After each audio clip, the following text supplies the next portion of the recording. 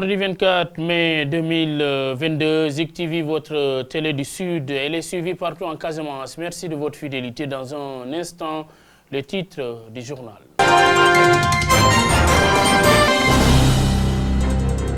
L'actualité est dominée par la politique, élections législatives, la direction générale des élections déboutée par le Conseil constitutionnel. Les 5 sages ont donné ainsi raison, selon E-Média, à Yewwi Askan Wi suite à son recours déposé.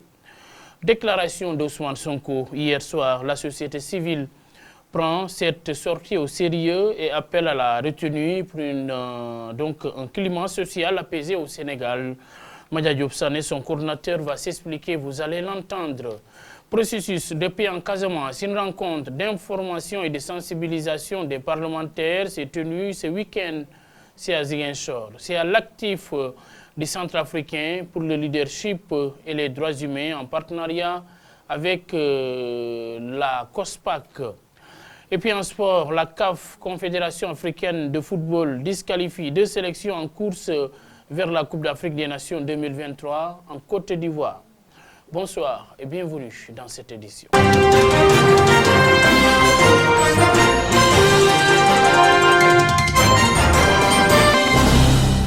Je vous le disais en titre, la direction générale des élections a été déboutée par le Conseil constitutionnel. Selon E-Média, les 5 sages ont donné ainsi raison à Yewwi Askan Wi suite au recours qu'ils avaient déposé. Comme argument, les 5 sages ont rejeté la requête parce que, disent-ils, les arguments évoqués ne sont pas valables. Pour rappel, le mandataire de Yewwi Askan Wi, Déthié Fall, avait déposé un recours pour dénoncer le refus de la DGE, la Direction générale des élections, d'apporter des modifications à la suite à la liste de Dakar, en plus de notre recours en annulation de la liste de Benno Bokk Yakaar pour surplus de parrainage. Lui, Déthié Fall, avait fait face à la presse, nous y reviendrons, c'est pour apporter des précisions un peu par rapport effectivement à ces supputations.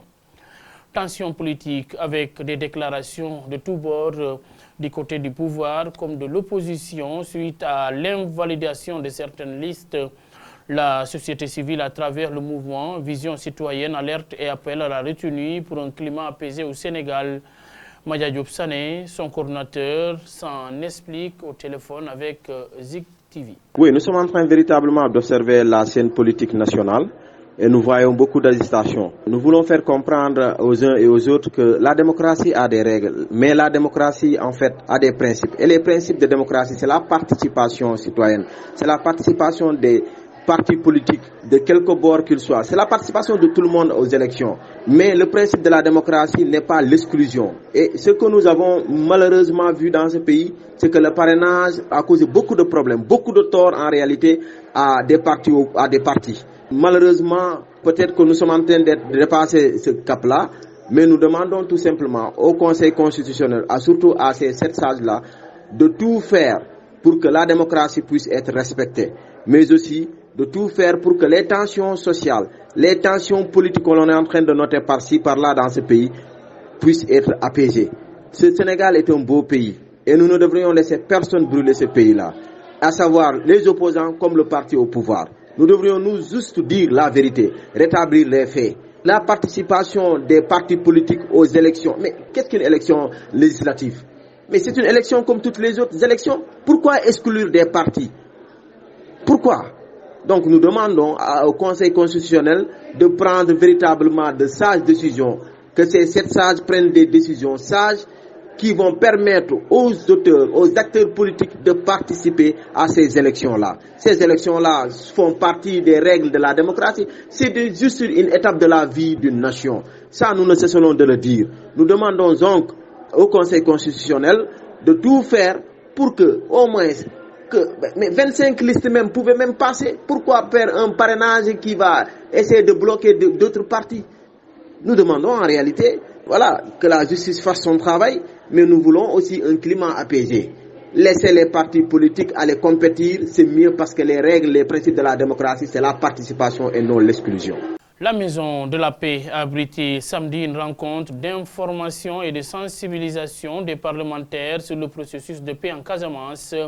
Cette rencontre à l'actif du Centre africain pour le leadership et les droits humains, en partenariat avec la COSPAC, la coordination des organisations de la société civile pour la paix en Casamance, a donc réuni des élus et des membres des différentes institutions du pays. On notait également la présence des organisations de la société civile, de la Gambie, de la Guinée-Bissau et du Sénégal. C'est dans le cadre du projet Appui à la promotion de la paix accompagné par la Fondation AJWS.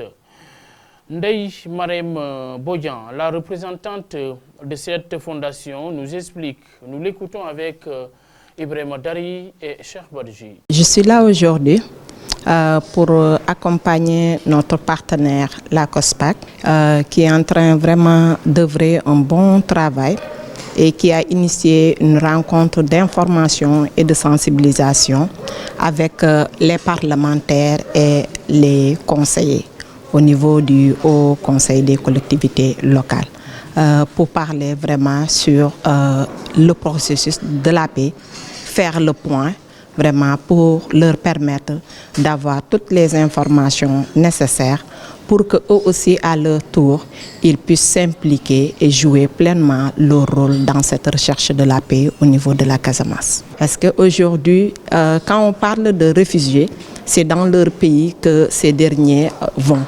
Donc, ensemble, je pense qu'avec les parlementaires et les conseillers, comme je le disais, peuvent travailler, communier ensemble pour une paix définitive au niveau de la Casamance.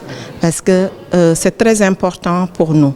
Cette situation de ni paix ni guerre est certes bien, mais ce n'est pas l'idéal.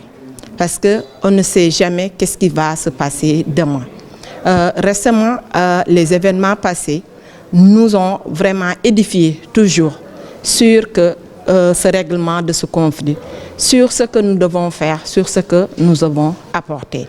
Et heureusement, et merci beaucoup à notre partenaire COSPAC qui a vraiment initié cette rencontre aujourd'hui d'information pour mieux discuter et dégager tous les points nécessaires afin d'avoir une stratégie commune pour une recherche de paix au niveau de la Casamance. Était présent à cette rencontre un ancien parlementaire qui a magnifié l'initiative. Cheikh Oumar Sy s'en explique toujours avec nos reporters.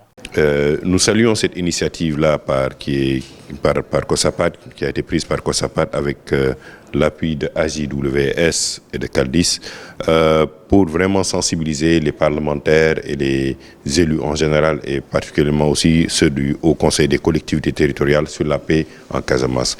C'est des acteurs qui doivent dans ce processus-là jouer un rôle primordial. Ils sont des élus, ils représentent le peuple, comme Mme Bodian l'a dit. Il est fondamental que dans ce processus-là, qu'ils soient impliqués en amont et en aval et pour qu'on puisse aboutir à une paix durable et viable en Casamance. Nous avons dernièrement vu les événements qui se sont passés avec aussi les mouvements de migration des populations à l'interne vers la Guinée-Bissau et vers la Gambie qui sont affectés par ce conflit-là. C'est un conflit qui a duré et c'est un conflit qu'aujourd'hui, comme Mme Bodian l'a rappelé une fois de plus, qui est dans une situation ni paix ni guerre. Et ça, cette posture-là est en train d'engendrer d'autres difficultés pour les populations de la Casamance. Ainsi, cette journée va nous permettre de dégager des pistes de solutions et des pistes qui vont permettre aussi aux élus locaux, et nous allons vers le renouvellement de l'Assemblée nationale, que très tôt cette question-là soit prise en charge par les prochains députés, mais aussi des élus de manière générale. Et à la fin de la journée, nous aurons des recommandations à faire et le partage d'expériences des différentes organisations qui sont ici présentes soit pris en compte. Et surtout, comme les représentants de la sous-région aussi, de la Gambie et de la Guinée-Bissau sont ici, nous ferons en sorte qu'au niveau sous-régional et au niveau de la CEDEAO, que ces questions-là soient inscrites comme des priorités pour que la Casamance retrouve la paix. L'actualité internationale, Alpha Condé essaie-t-il d'échapper à la justice en se déplaçant en Turquie pour des soins médicaux? La junte guinéenne s'immisce-t-elle dans les affaires judiciaires en le laissant partir? C'est ce que craignent les avocats du FNDC, c'est le Front National de la démocratie en Guinée, le Front National pour la défense de la Constitution, le mouvement à l'origine des manifestations de 2019 contre le troisième mandat de l'ancien président qui avait été durement réprimé. En quelques heures hier, lundi, quelques 600 migrants répartis sur 5 voiliers et 4 canots ont été empêchés de traverser la mer Égée et donc d'entrer en Grèce depuis la Turquie voisine. Selon les gardes-côtes grecs qui sont à l'origine de l'information, il s'agirait de la plus importante tentative d'entrée dans le pays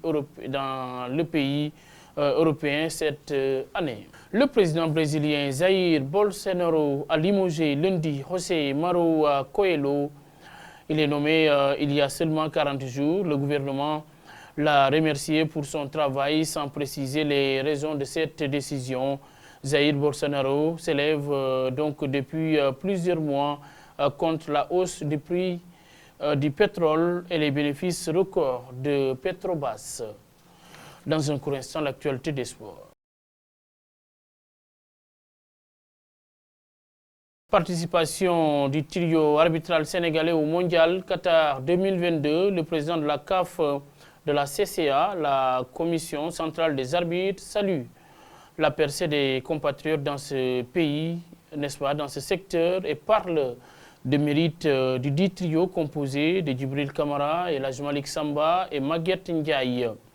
Malandjidjou a aussi évoqué le cas de l'arbitre gambien Bakary Gassama, sélectionné au Mondial malgré les vives critiques dont il est victime, vous l'avez entendu dans nos toutes dernières éditions. La Fédération sénégalaise de football a décidé de ne pas organiser de match amical pour les Lions du football durant la fenêtre FIFA du 30 mai et du 14 juin 2022. L'information a été relayée via un communiqué publié. Cette décision a été prise pour permettre aux joueurs internationaux sénégalais pressentis d'aller en vacances plus tôt que prévu afin de pouvoir bénéficier d'un temps de repos convenable avant de reprendre les compétitions en club à partir de septembre 2022. Pour rappel, le Sénégal affronte le Bénin. Ce sera le 4 juin 2022 et le Rwanda le 7 juin dans le cadre des éliminatoires de la Coupe d'Afrique des Nations Côte d'Ivoire 2022. La liste des joueurs pour terminer qui devront prendre part aux 2 premières journées de la Coupe d'Afrique des Nations 2023, le 4 juin Sénégal-Bénin, Rwanda-Sénégal le 7 juin est attendu au plus tard ce vendredi 29 mai. Un petit événement pour les supporters de l'équipe nationale qui vont scruter la moindre nouveauté s'agissant des Lions qui sont appelés au sein de la tanière. Et justement, des noms sont depuis évoqués. C'est le cas de l'attaquant de Sheffield United, Liman Ndiaye, âgé seulement de 22 ans, qui est fortement pressenti sur cette liste. Mesdames et messieurs, vous avez été très nombreux à nous préférer. Merci de votre fidélité. Nos remerciements à l'endroit, n'est-ce pas, de la régie, ses composants, Omar Sek, Abbas Aruna Choy. Merci à Salih Matou Goudjabi, de l'autre côté, l'infographe qui s'appelle Samsidine Sané. Merci, bonne suite des programmes. Retour de l'information, ce sera demain, Inch'Allah, à la même heure sur Zik TV.